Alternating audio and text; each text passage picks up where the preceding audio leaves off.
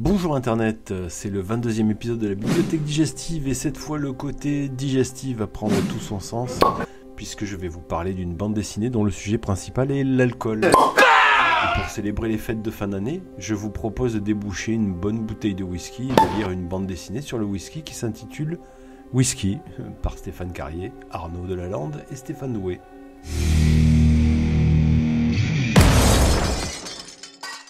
Tout d'abord, laissez-moi vous dire que c'est un livre que l'on m'a offert pour mon anniversaire, il me semble, et que je ne l'ai pas choisi personnellement. Mais c'était fort bien me connaître car je suis un amateur de bon whisky, et de bière, et de vin. Cependant, j'ai toujours eu beaucoup de mal à lire les bouquins que je n'avais pas choisis moi-même. Du coup, sur tous les livres qu'on m'a offerts, ou prêtés, j'en ai lu environ 2, celui-là compris. Donc en plus d'être un alcoolique débutant, je suis aussi un lecteur difficile. Whisky raconte l'histoire de Fix, un jeune homme qui commet l'irréparable erreur de verser du coca dans un verre de Macallan Valerio Adami de 1926. J'ouvre une parenthèse vite fait, mais la BD Whisky date de novembre 2020.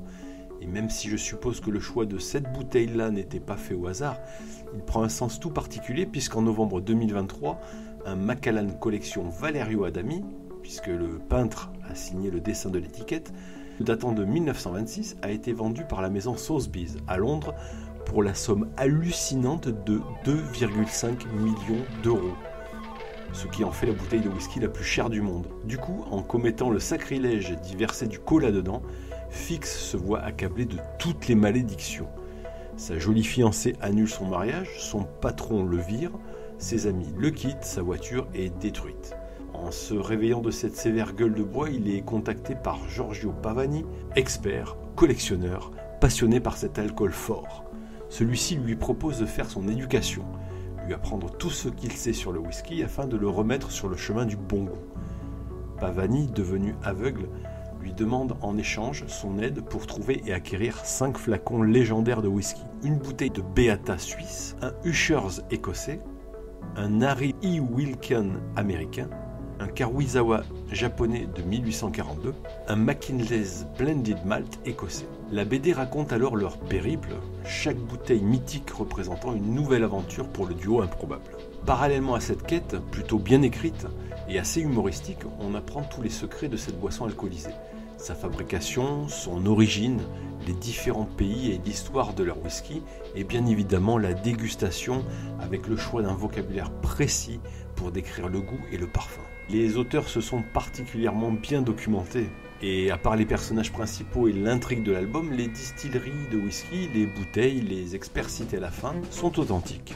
Je pensais que Whisky était mon premier bouquin de cet éditeur, les Arènes BD, mais en fait j'ignorais que c'était également l'éditeur du catalogue des trésors de la bande dessinée, le fameux BDM dont j'ai la version 2022-2023. En ce qui concerne cette BD, l'édition est plutôt propre, dos carré, relié, couverture rigide, environ 130 pages, la couverture représentant un flacon de bouteille côté étiquette, et au dos on a son autre face. Je ne suis pas particulièrement fan du design de l'étiquette, mais cette couverture a le mérite d'être claire avec son sujet. Une bouteille de whisky illustrant une BD qui s'intitule Whisky. Il n'y a pas d'entourloupe sur la marchandise, c'est clair, direct. Les dessins de Stéphane Doué sont simples mais explicites. Les visages et les corps ont un côté cartoon humoristique qui va bien à l'humeur générale du bouquin, mais les bouteilles et tout le décor se rapportant au whisky, les distilleries, les étiquettes, sont représentés avec soin. Les scénaristes Arnaud Delalande et Stéphane Carrier ont su livrer une histoire divertissante qui revisite le principe de la quête, l'aventure de 2 héros recherchant le Graal qui prend la forme d'une bouteille d'alcool, ou plusieurs. Mais ils y ont intégré des éléments très didactiques sur l'univers du whisky, tout au long des pages, qui au final excitent la curiosité de l'esthète amateur de spiritueux et d'alcool fin et donne envie de faire ses propres recherches sur les distilleries citées. D'ailleurs sur bdtech.com, le dessinateur est crédité en tant que co-scénariste. Je suppose que leur collaboration pour ce bouquin a nécessité des réunions pour que chacun propose ses idées. J'imagine qu'ils n'ont pas bu que du café ou de l'eau plate. Mais bon, je n'en sais rien, ce ne sont que des suppositions. Finalement, une bonne petite surprise pour un livre que je n'attendais pas, et il m'a donné envie de boire du whisky d'abord, mais aussi de me documenter sur le sujet. Car l'histoire des distilleries, que ce soit en Écosse, au Japon ou aux États-Unis, est fascinante.